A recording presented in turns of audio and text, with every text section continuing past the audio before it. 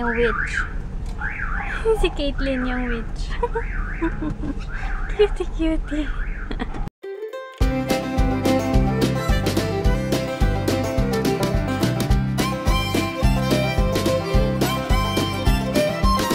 Hi guys! Ang init! Ngayon lang ako nag-vlog kasi kanina tinatamad ako maligo.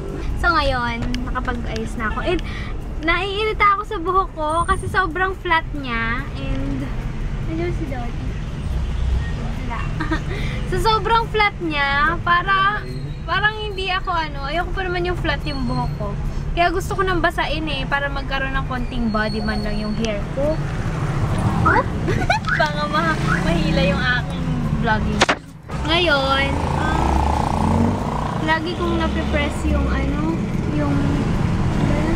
yung mic. So ngayon, papaayos kami ng aircon kasi sira yung aircon namin. And hindi kami natuloy ngayon sa Batangas kasi hindi pa nakakauwi yung kapatid ko.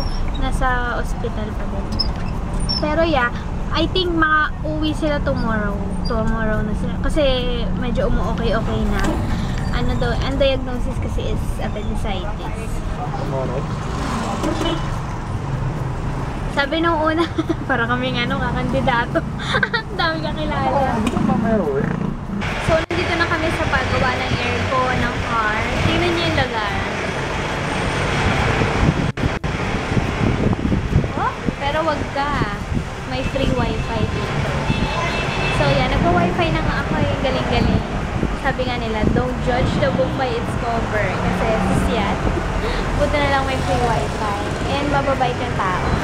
Social na. Social. May free wifi. Galing. Binigyan pa nila kami ng pagkain. Tapos binigyan pa nila kami ng soft drink. So hindi kami uminom. Sabi namin water na lang. Ayun na, makakahiya. Bait, no? Nandito kami sa South Station. Ano ba ito? South Mall? Basta South yung name ng South Supermarket. Tapos dito kami sa mga kain lang. And tanaw naman namin dito yung kotse. Kasi hindi pa tapos tagal gawin.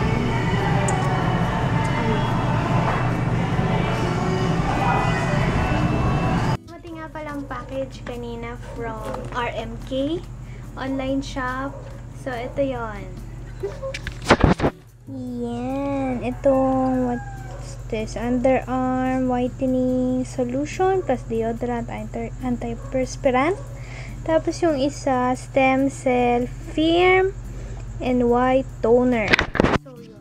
Nagamit ko na kanina to, first day ko. And, ang ganda. Kasi hindi na ako nag-deodorant. Ito na yung ginamit ko. Tapos, ito hindi ko alam kung paano tatanong ko. And next ay itong Professional Skincare Formula Collagen with Elastin Cream. So, yun. Hindi ko pa natatry din. And thank you so much Ate Mafi sa pag-send me itong product. Sabi niya gusto niya daw ako masendan para matry ko. Actually, naku-curious din ako kung ano yung products nila Ate Mafi. So, yun. Ito yung kanyang, pinatry niya muna sa akin yung mga products bago ako mag-avail. So, yun. Thank you so much. Kasi, free. Nakakatuwa kasi may free ako, 3. Akala ko nga isa lang pero 3.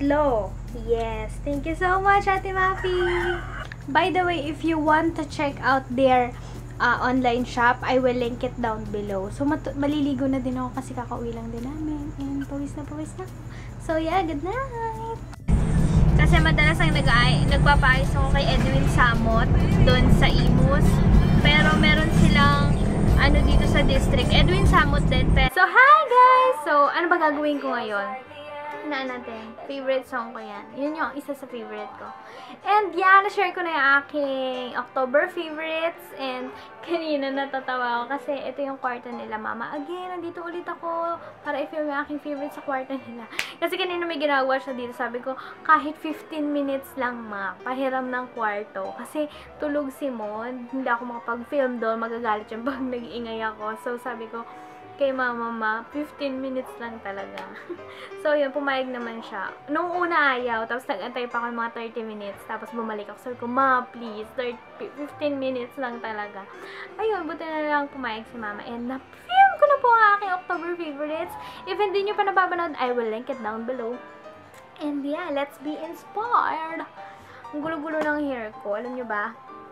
Dali, baka ma-copyright na ako niyan eh. May background music. So, ang gagawin ko ay, ano ba gagawin ko?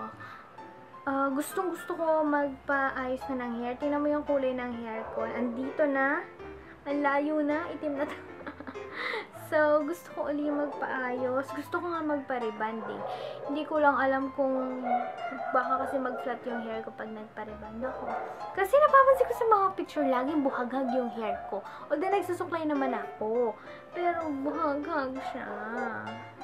Ayun. Hindi ko alam kung magpapareband ako.